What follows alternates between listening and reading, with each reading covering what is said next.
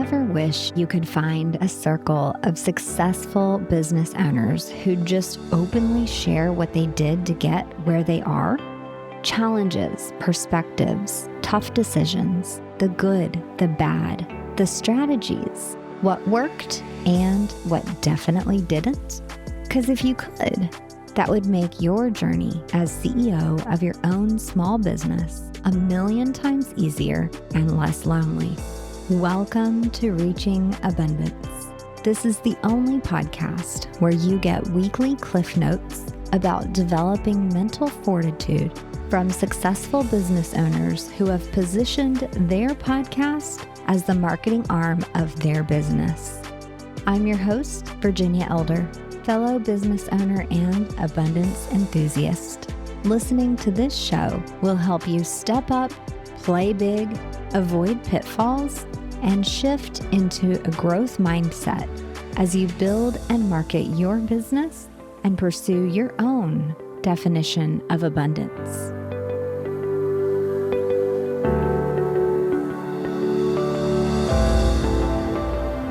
I have a special guest for you to meet today. Jodi Krangle is a voice actor you may have heard on other podcasts, commercials, web explainer videos, or as a narrator on television. From Disney to Depend and beachside resorts to Little Blue Pills, she's practically done voiceover work for everything you can imagine. She's been an independent voiceover artist for 16 years and has been an entrepreneur for even longer. We met briefly at a podcast conference years ago, and the second she opened her mouth, I knew why she's successful in this space. Talk about creating a business around your gift. Jodi, thank you for being here with me today. Thanks for inviting me. I appreciate it. We want to know what your definition of abundance is.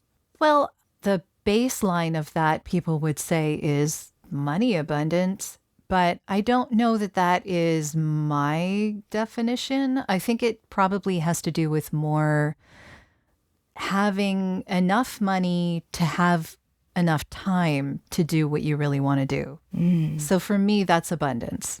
You would never know, but I really am an introvert. And what that means to me is that I get my peace, I replenish my energy by being by myself, by doing things creatively on my own, reading, mindlessly watching television, things that I don't have to do with anyone else. If I can play to my strengths and not suffer financially for it, that's abundance to me. That's a good life.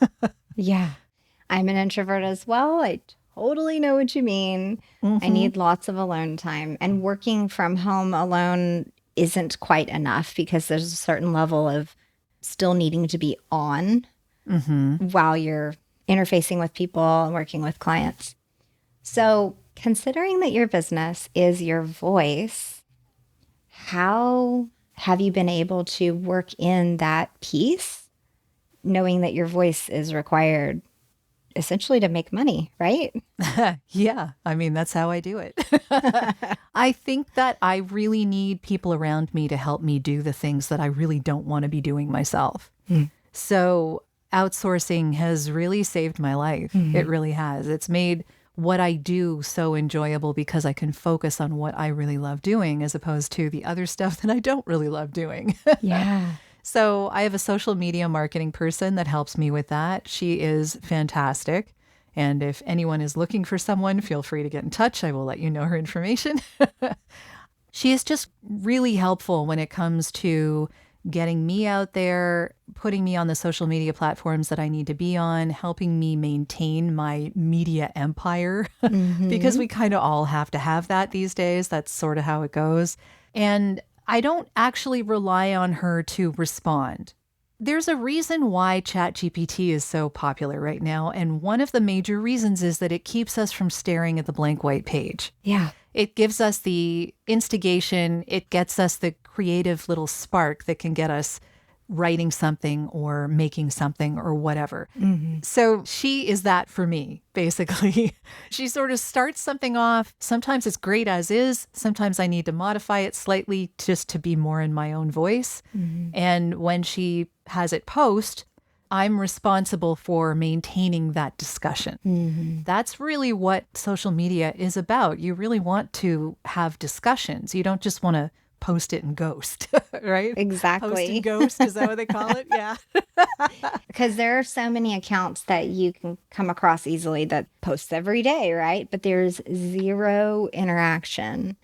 Even when you're producing a weekly podcast and that's what your social media looks like, it's really tough to grow. It's really tough to get your podcast discovered or establish a big following because you're essentially a ghost on social media. So Yeah. what other pieces do you outsource since you can't outsource you and you are the business? When it comes to my voice and my voiceover business, I will, in a lot of cases, outsource my editing. So I have a professional editor who takes the audio that I send him and makes it sound perfectly fantastic. And that is sent to my clients. And for me, I'm very picky about the audio that I send out because that is part and parcel of my business. That is the service I'm providing. Mm-hmm. And it needs to be able to slot right into where my clients' producers can just take it and run with it. Often that'll mean that when I'm recording, I'm actually giving them more than one read through of their script. So sometimes I'll do 2 takes, but what I'll do is in the middle of the take, I'll repeat a line that could be inflected a different way just to give them some choice so that their editors, their producers can then take that and slot in what they prefer. And it just gives them options. So rather than just speaking the entire script and just putting it on an audio file and that's it, I'm thinking of where they're going to be using this and what they'll use it for and what options they may need in case something changes or in case they don't like the way that I ended that line or they need an inflection that a way that this sentence is spoken that emphasizes a certain word. Or I think it's much more humanizing than someone using an AI would think is possible. That's kind of the issue here. I want to be more human because people are using AI now and those AI programs are hard to program. First of all, they're not that easy. It's going to take you longer to program an AI voice than it would be to just hire a voice actor and be on a session. You know, and I'm not here to say that AI is all bad. We were speaking about ChatGPT and how looking at that blank page is really hard and how that can help spark an idea, which is fantastic. I think that in certain instances in voiceover, maybe it could replace a voice if you are needing to change something on a super regular basis and like changing a different language. Localization is really good for that if you can get the right accented inflection. You want to make sure that a person maybe is doing that because that person will know those nuances. So if something doesn't need a nuance, maybe that works really well for replaceable content that you're not expecting a human voice for. It's not all bad, is all I'm saying. I think it has its uses. I just don't think that it replaces a human being for the ease of use and for the white glove treatment, which you're likely to get from a voice actor who is going to go through and educate you and tell you what needs to be done and work with you on your vision of a project and creatively collaborate with you on something that's important to you. So if it's important to you, use a human. Yeah, absolutely. And most of the time when I'm talking to someone about their vision, it is important to them or they wouldn't have dreamed up this amazing vision for the show or whatever they're doing. Just to give people who are listening, just in case they don't know you, a quick rundown, even just on your website, there's TV narration, there are different commercials, different genres. You even mentioned personal finance, automotive, corporate narration. A lot of healthcare. Yeah, healthcare. So anything that you would need someone's beautiful, may I say, voice to narrate. And I know you because of the podcast space. So some people will hire you for a trailer or an intro or outro for their show. Those are probably smaller projects. Even when I hear your voice on this interview, it just sounds beautiful. So I hope everybody's picking up on that as well. Well, thank you. One of the other genres that I really love working in is travel and tourism. Yeah. That is where I feel my voice can really fit. Have you ever pictured yourself hosting your own show? Maybe it's time. This show is edited and produced by podcastabundance.com. And if you like what we're doing, we'd like to do it for your business too. I'm Virginia Elder, and I've been helping entrepreneurs and business owners launch and grow podcasts since 2019. I coach you through branding, establishing structure and workflow, and recording your episodes. Then my team and I professionally edit your audio and video so you don't have to. We'll even write your episode descriptions and titles so that when potential customers turn to Google, your show appears in their search results. Establish authority in your niche, expand your reach, and create a library of helpful content for your potential and current clients, all with your own podcast. I'm here to hold your hand and make podcasting the exciting, up-leveling experience it should be, skirting you past the tech and software struggles. Take the first step by booking a call with me using the link in the show notes or by visiting podcastabundance.com. Now, on to the rest of the show. Well, we talked a little bit about how AI helps and then maybe how it's not helpful. We do use some AI, like you said, to like prompt what to write in show notes, right? Like we aren't copying and pasting. We are using the ideas generated to help format out a longer form piece of show notes. You know what I love it for? I love it for shortening stuff. Yes. So if I say, okay, I need this to be 200 characters because it only will fit in this particular field I need it to go into. So shorten it into 200 characters and it does it in like 5 seconds. Yes. Yes. I didn't have to spend an hour doing this. And some of us tend to be longer winded. And so you get describing something and you've got a full page and you're like, wait, this was supposed to be 500 characters. Yeah. So it's really helpful in that aspect, I find. Are there any other spaces where you outsource or use AI that might be helpful for other business owners to know about? Well, I outsource my audio editing. I outsource my social media marketing. I'm very much involved in it, but I do outsource the creation of a lot of it. And then I sort of check it over. And when it's sent out, I answer. I also outsource a lot to do with my podcast because, as you know, it takes a lot to put out a podcast on a regular basis. And we've been doing this now for over 4 years. I find, first of all, that I don't want to be editing the audio or video. So I have outsourced that to a friend of mine who does an excellent job. His name is Humberto Franco, and he is a fellow voice talent in Portugal. Hey, Humberto. He is fantastic. He's just amazing, and he does a great job. And I love working with him. So as far as our team, I would say really it's myself and Humberto because the two of us are putting everything together. I have someone who writes my show notes. And it is actually being written. So yes, he does use some of the AI from Podium, which gives us an idea of some keywords and maybe a title and that kind of stuff that would be more SEO friendly. But he actually writes those show notes. Like they are written by a human. And I find that that is really important. Yes. Well, a lot of people put out show notes and don't expect anyone to read it. But for me, it's actually my blog post. So when I post about the show, I post a blog post and put the player at the top, and that's what I promote. I don't promote Apple Podcasts or Spotify or wherever my podcast happens to be. I promote my own website because I know that's not going down. Yeah, and which you should, because then the more traffic to your website, the more likely people are going to see your products and services or click on a little player and hear your voice and think about what it would be like to hire you or whatever it is. Exactly. We should always be promoting something on a platform we own rather than an Apple link or a Spotify link, if at all possible. Yeah, definitely. The only other thing that I outsource is the producing when I'm in the interview. So I usually do my own interviews on Riverside. I have a producer. His name is Sean Savage. He is fantastic, and he's in the Toronto area, which is where I'm located. Basically, he runs the session.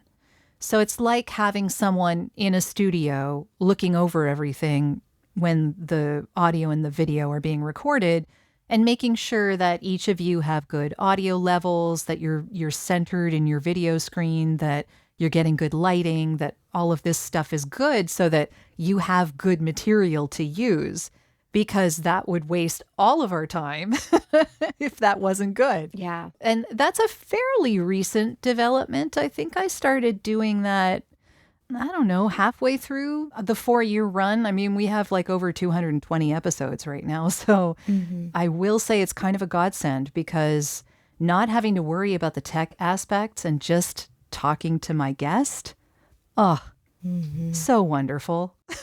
Yeah. Takes the pressure off. It really does. Share with us a bit about where your business was before you started your podcast. If the concept of your show was born from needing to market your business, or like, what were those early ideas of, I'm going to create a podcast? Well, in the very early days, I was part of a business mastermind, and it was not voiceover specific. It was business, and I was the only voiceover person there. And we were discussing a lot of ways to improve our business, and podcasting came up multiple times, and I fought it because I knew it was a lot of work. Yeah. It was either that or blog posts, and I can write. I just don't like to write. It's not something that lights my fire. That's why I pay someone to write my show notes, because I don't want to do it. Right. So blogging was not going to be my way to promote my business, and I knew that. I decided to experiment with podcasting early on. So in, I think it was June or July of 2019, I started a little podcast called Jodi's Silver Linings. I only had 30 episodes. Like it's still out there somewhere, but like it's not anything to do with my business, really. I was just starting something to get the idea of what it would be like to make a podcast, how much effort it would take, how interviewing would go, you know, sort of understanding what it was about and getting a feel for how to do it. What ended up happening, it was just about common wisdom, like just things that I was getting annoyed with people about, because I'm a little older, and I wouldn't say set in my ways, but I would say some of the things that people do, like constantly taking pictures of their food instead of enjoying their food, or the hustle mentality that you need to be productive every second of every day. Yeah. I can't understand. And I don't think it's healthy. So little things like that. I was having little solo episodes discussing these kinds of things. And I was kind of writing a blog and then speaking it, because that's what I do as a voice actor. And, you know, I thought that would make it a little easier. Yeah. Kind of scripted a little bit. Yeah, but some people like talking off the top of their head. They just like riffing on something, right? I find it really hard to do that, because I don't like leaving things to chance. I like planning things. Yes. For me, I needed to write it first and then speak it.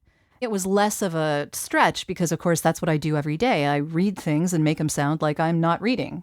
So for me, that was the easier way to go. But I was talking about this, and I was mentioning just common wisdom type of things.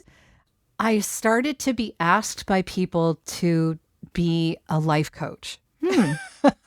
Okay. This was never anything that I even approached wanting to do. It really nailed home to me the fact that if you have a podcast about a particular subject, whatever people perceive that subject to be, you become an authority in that subject, whether you like it or not. So choose what you want to be an authority in, and that should be your why. I think a lot of people start podcasts not really realizing what their why is. That's what I did with my first podcast. So when I started the second one, I thought a lot more consciously about what I wanted to be seen as an authority in. Yeah. My obvious thing that I wanted to be an authority in is sound, because that's what I work in every day, all day. And it was more than that. It was that I wanted to educate people on the fact that sound is everywhere and it influences us, and we should be more conscious of it. Mm-hmm. My services should not be called in last second as an afterthought. Yeah. And neither should the sound design, neither should the music. It should all be part and parcel of the entire project, including the visual. The visual is not necessarily the be-all and end-all of your video.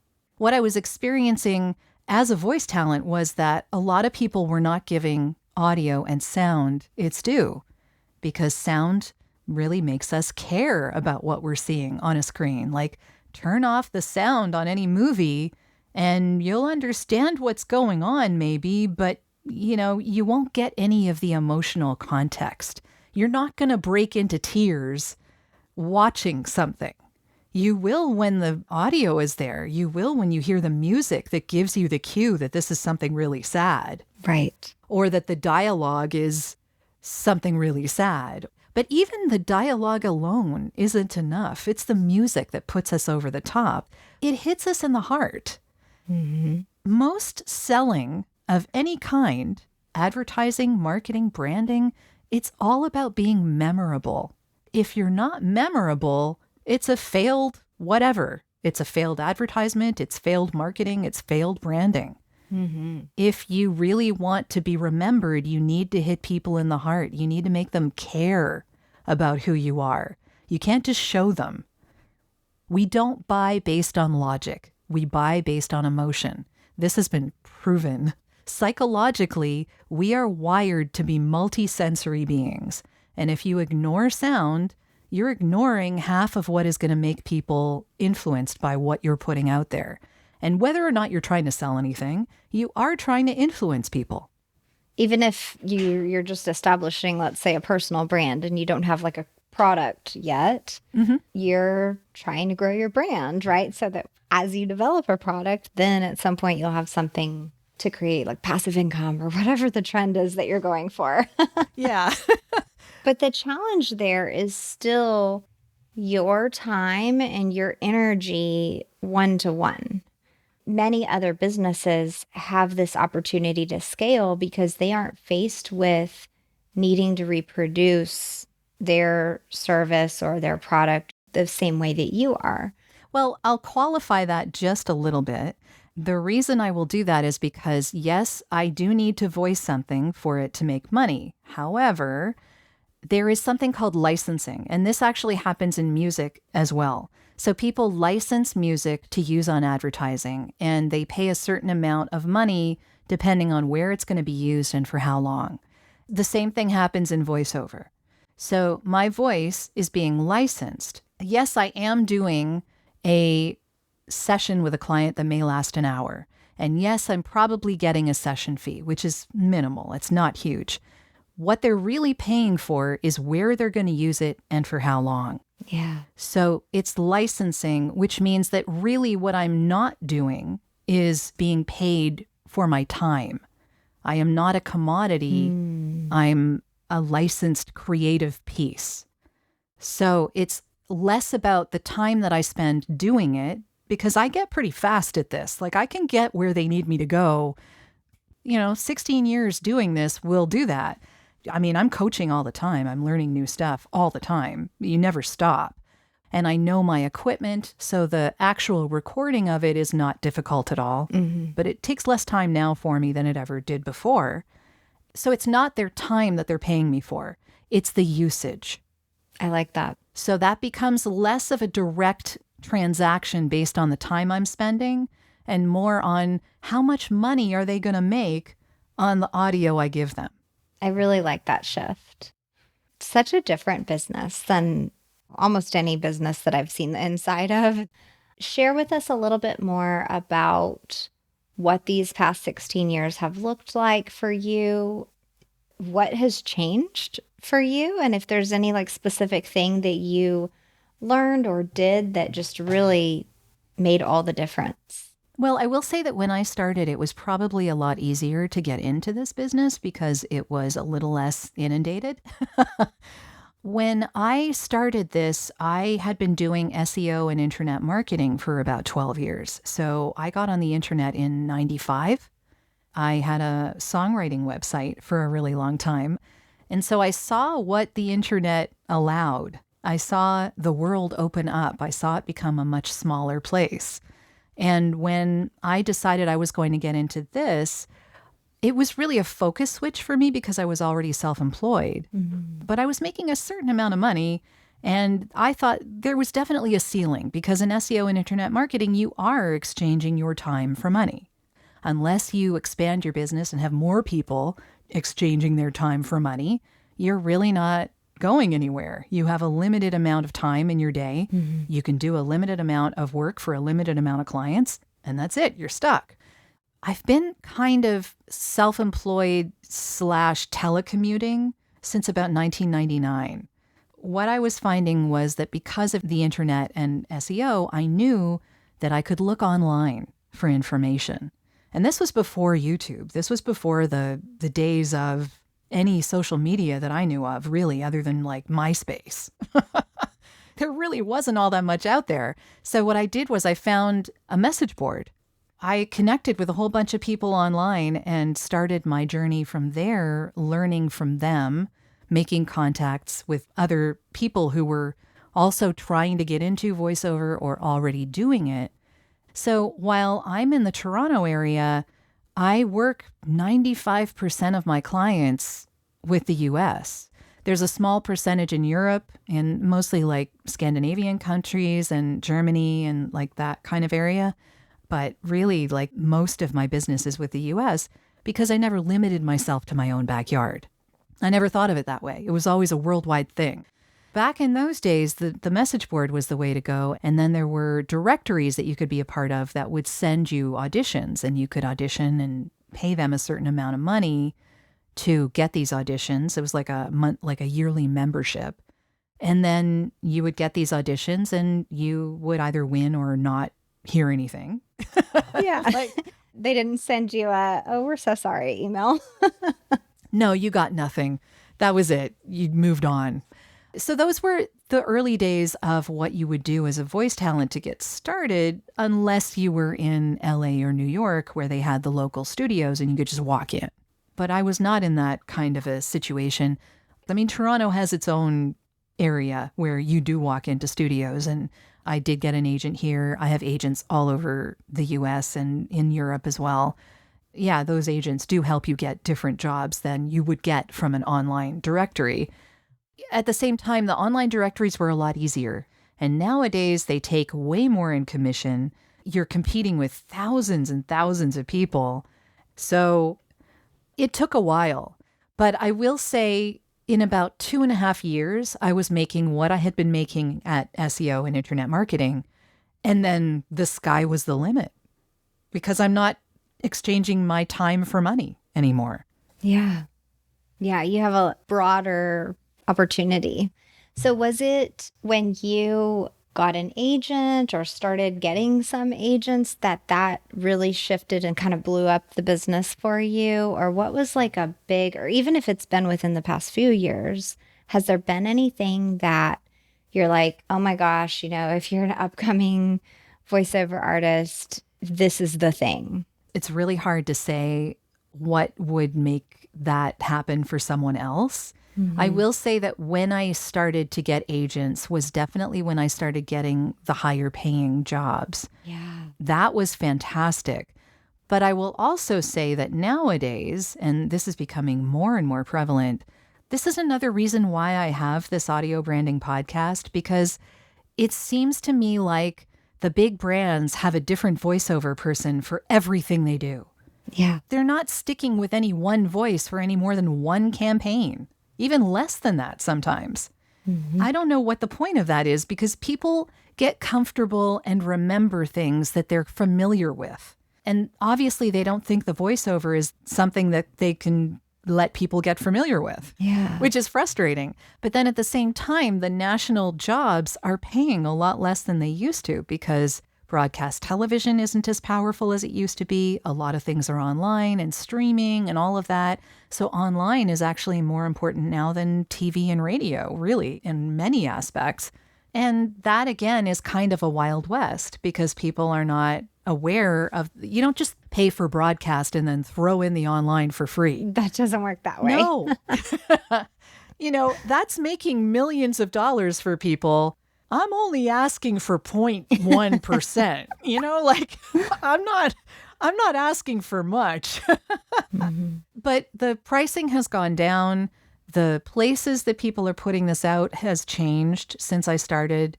What I'm finding now is that for someone to have a viable voiceover career that continues over many years, you need to have your own clients. So clients that are outside of the people your agents are bringing to you, and people that are regulars. You may work with an ad company that does something specifically for restaurants or for retail outlets of some kind. That's all they do. And they have like 20 different retail outlets that they do stuff for. And you are one of the voices. You're like the voice of 5 of these outlets. And then they just call you on a regular basis and you keep doing work for them and you keep getting paid because they're using you regularly. But the actual spots don't pay all that much because they're local and they're being used for a week and a half. But it's still regular, steady work. Mm-hmm. And that's really where a career is born. Mm-hmm. Well, and I'm hearing a principle that's in a lot of businesses is don't just have one stream of income.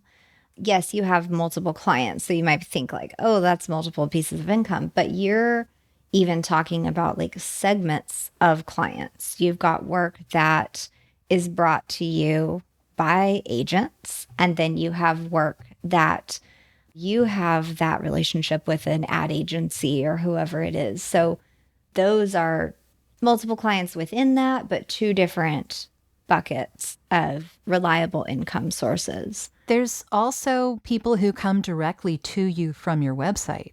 A lot of people ask, well, as a voice talent, do I need to have a website? Are people actually going to be looking for me? Well, yeah, they might. And the people that go by your website are the walk-in traffic, let's call it, okay? They already partially know that they want to hire you. Yeah. They're there because they want to hear what you can do. And likely you're competing for that job with maybe 2, maybe 3 other talent. Maybe. As opposed to if you're on a directory somewhere, thousands of others. Or with an agent, your audition is probably being sent in with hundreds of others. So that walk-in business is gold. They've already heard what you do. Obviously, you have that on your website. and they have an idea already. Yeah. And again, that goes across any business. Yes, there are like 200 million websites. And so it's a very competitive space. If you're just like, oh, I'm going to launch a website, nobody's going to find it. But if you've already made yourself known in some spaces and someone hears about you or meets you or hears you on something else, then they're searching for you specifically and just checking to make sure you really do check all the boxes that they were looking for. So it's still important to have a website, even in a super competitive space. I highly don't recommend people just having like an Instagram page, and that is where you do, it's like an Instagram page and a podcast. And I'm like, this isn't a business to me. The Instagram page went down just recently, didn't it? I had so many emails from personal finance creators and kind of business besties who have subscribed to their email. And that was all of my feed was Instagram is down. Will your business survive? Totally. And Instagram is down. Facebook was down for a while. And yeah, I think LinkedIn was down for a while too. They all have to go through updates and might have a bug here or there. I'm sure they get attacked like every day. Yeah. And that one happened to slip through. And those definitely aren't reliable places for you to solely sell your services or products. Going back to the very first question where you shared a little bit about being an introvert and having peace and being able to turn off the screen and turn off the mic and have some quiet time to yourself. How have you continued to pull those important pieces of your definition of abundance forward into your business to this day, even being well-known, 200 plus episodes in? You know, it seems like you're everywhere all the time. So how does that balance with being an introvert who requires quiet time? Well, I program in those times. If I have an interview, I have one in a day. I might have an interview that I'm conducting. So I would do an interview on someone else's podcast and then have one of my own. I could do that in the same day. But I don't tend to program too much stuff too close together. So I like to give myself at least like a half-hour buffer, something like that, just to give myself a little bit of quiet time, just to settle and get things back to normal for a little bit and then move on to the next thing. For me, it's very much programming it into my day. I can't just assume it's going to happen. I have to make sure when I am scheduling things that I don't schedule them one after the other. That would not make me happy. Absolutely. Are there any tools or anything that you use to help you with that? Or is there like a little tip you could give us there? People may not want to hear this, but I use Gmail, Google Calendar. Yeah. My snooze function, I love in Gmail. I'm very much I want as little email in my inbox as possible, and I will get rid of everything almost compulsively. Same. So if I don't need to see it on that day, it doesn't stay in my inbox. I snooze it until the day that I'm going to need it. And then at 8 a.m, it pops into my inbox and I know I need to take care of that. Okay. That helps a lot with scheduling. I might explore that feature further because I haven't used it. So thank you. I highly recommend it. And of course, before we go, tell us where we can find you, where to listen to your show, all the special places, and if you have any specific things you really want us to check out. Sure. I can be found at voiceoversandvocals.com. That's my voiceover business. And if you want to learn more about the podcast, it's at audiobrandingpodcast.com. Beyond that, I also on alternating Wednesdays have discussions about sound in Clubhouse in a house called The Power of Sound. So if anyone's interested in that, they can look up that house and join the house, and then you'll see the calendar schedule. Yeah, we just talk about all things sound. We talk about audio hardware and software and tech. We talk about podcasting. We talk about voiceovers. That's amazing. Thank you so much for being here. I appreciate you. Thanks so much for having me. I appreciate it.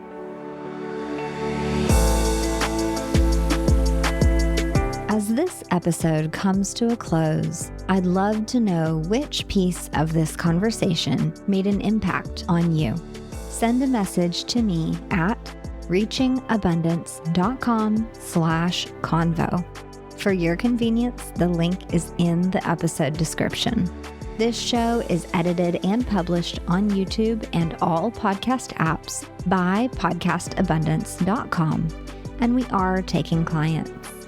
When you're ready to effectively and efficiently market your business using a podcast, book a call with me by clicking the Book a Call link in the episode description. Thank you for spending your time with me and listening to Reaching Abundance. I'm your host, Virginia Elder.